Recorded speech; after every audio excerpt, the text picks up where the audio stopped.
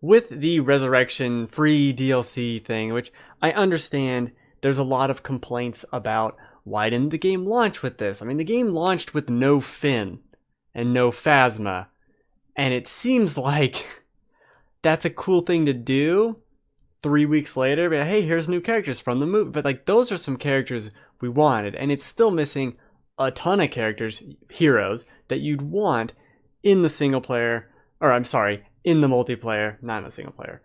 The more major portion, I would say roughly, because the multiplayer does add in 2 new maps, one for the Starfield Star Battle Assault. I don't know what the names are actually called. The main mode, there's a new map, which is the Red Salt planet you've seen in the trailers from the new movie. Played a match there. It's fine. It ends in this really cool battle in the hangar.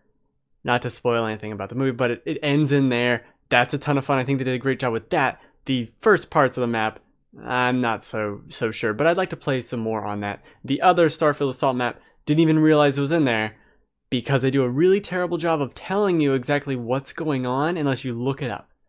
But that whole spaceship battle mode is a highlight of this game and is phenomenally fantastic. I love it even though I'm terrible. Great time. The big portion, though, are 3 single-player missions that exist as an epilogue of sorts, if you want to call it that, to the main single-player campaign, which was lauded? No. For being really short. And now you have another hour, just over an hour, maybe an hour and a half, maybe just an hour, let's say an hour, of content. And people can also make the complaint that this was held intentionally to coincide with the movie, and I would agree with that. There's really no reason for this DLC to not have been there at launch, or to have been there at all. It actually reveals, and it came out before the movie, so to say that they didn't want to do it because it had movie spoilers or whatever doesn't make any sense. It ties directly into not only The Force Awakens, but The Last Jedi, leading up to the very moment right before the beginning of The Last Jedi, in some very interesting, if contrived, ways of, oh, that's how they did this. Alright, fine. It's just a little side supplementary information that you don't need and isn't super important, but is nice to have. The missions themselves are good, are some of the best in the single player campaign, which is another reason why it hurts the short single player campaign that the game launched with so much. There's one mission of flying around. That's still great. I've said before, the flying around in ships is one of the best parts of the game. I've never gotten tired of it. I just love it. Yeah, I think it's actually stronger in the multiplayer than it is in the single player, but we get a whole nother mission of it here. We get another half mission of it a little bit later. There's 2 primarily on foot missions, and the last mission of this campaign is the best one of all the campaign. It's kind of insane. There's stealth parts. You're flying around into a ship and dodging little things. It's a short segment, but it's really cool, and I think they do a great job with that. I just played it this morning. Really enjoyed that. Then you go, and it's the typical, like, I gotta defend this thing while something happens, right? But they give you the perfect loadout by default. Like, I got a sniper, I have heals, and I can jam weapons, and maybe I can get a minigun. Let's go. Let's take on the forces. And it's a ton of fun. This is exactly what you'd want from the single player the entire time. And it has the story beats that are a little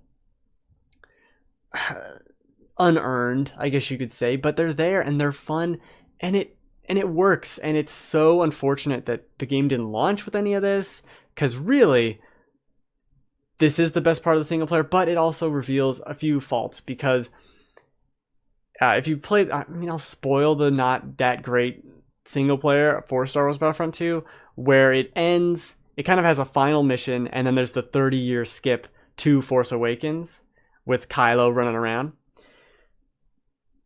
And you can just feel all the cutting room floor of that 30-year gap and what happened. That 30-year gap is so interesting.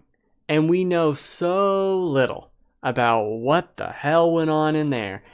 And it's really a shame that no one ever talks about it. I couldn't, as a casual Star Wars fan, I have no clue. The second Death Star blows up. Does that mean the Empire's over? Does another government come in? I have no idea. What does that mean? Oh, apparently, this story DLC kind of details how they're getting the stormtroopers and stuff that the First Order has, and all that. But were they doing this the whole time? How did the Empire lose power and the transition? I thought the Empire and the First Order were like the same thing, or are they the same thing? I guess they are. They're born of one's born of the other. There could have been, and there should have been, perhaps they wanted to have, some missions where you were Iden Versio in that 30-year span, doing things that would be relevant to the story. And instead, we skip 30 years, she has a daughter, and you have to care about this person because reasons, and it's like, man, if I had had some missions along the way and set this up, it could have been earned. But instead, it's fine, it's good, but it's still some of the best gameplay of the whole single-player campaign is in this DLC, which is free.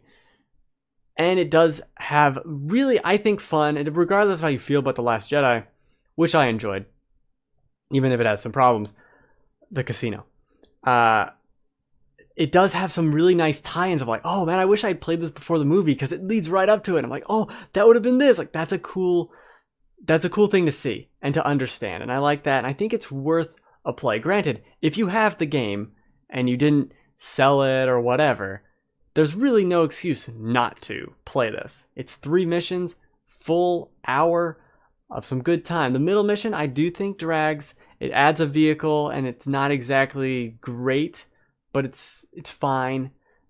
I guess that's it, That's the most disappointing thing about this whole Star Wars Battlefront DLC is that it's just fine overall. It has some really good moments, but you can't take it away from the rest of the campaign, which was so lackluster and okay at every single level. What can you do? It's certainly can't get worse than me playing the beta over here, which is like the only footage I ever will capture of this game. Me play the beta, played the game for 25 hours, didn't record any of it, but I recorded 30 minutes of the beta like an idiot. The DLC's good. If you're a big Star Wars fan, you already know that. But I think if you didn't play it, you could definitely Redbox it and play the whole thing and now get some more story deals, which I do think are interesting for The Last Jedi. There's a lot of names to remember, man. The Last Jedi, the New Order, the First Order, no, the New Blood, the New Order, the Old Blood, the New Colossus, and the New Order. That's where I get confused. The New Order, Wolfenstein. Fuck. God. These 3-word names with the at the beginning, nope, done with it.